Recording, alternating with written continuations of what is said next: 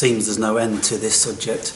There's no end to any subject, any single subject, when you become a philosopher, when you become spiritually inclined.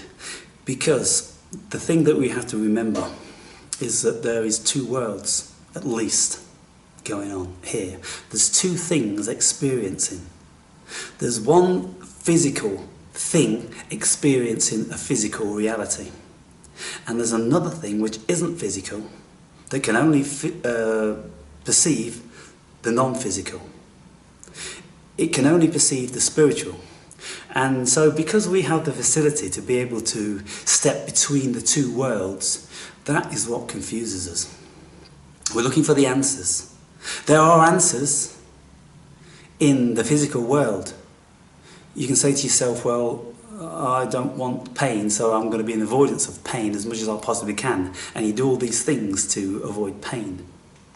And that is your reality.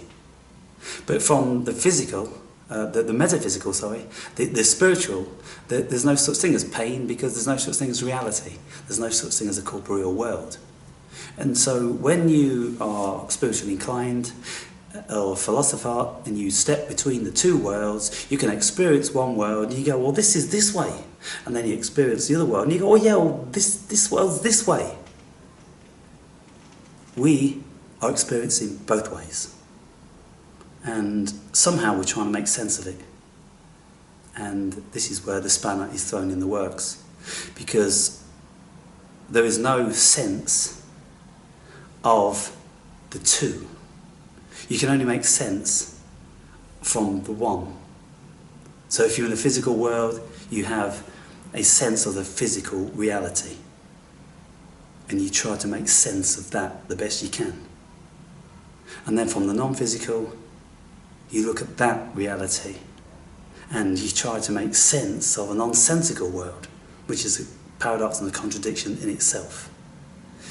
So I think, without spending thousands of hours debating this, that's the crux of it. We're living in two worlds, and we're trying to make sense of the juxtaposed worlds that we're living in. It's very, very difficult to live in both of these worlds.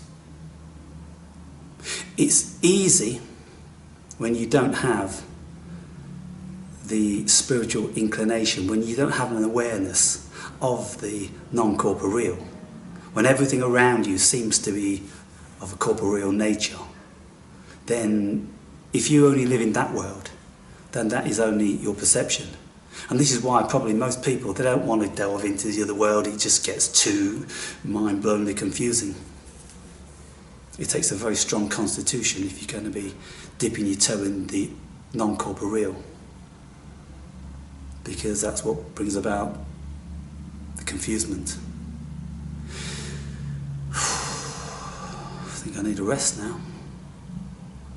Go and do some meditation and free my mind from this corporeal world into the spiritual dimension of pure awareness, without the connotations of the pain and the truth and the non-truth and all of the dichotomous nature that we experience here in this dimension.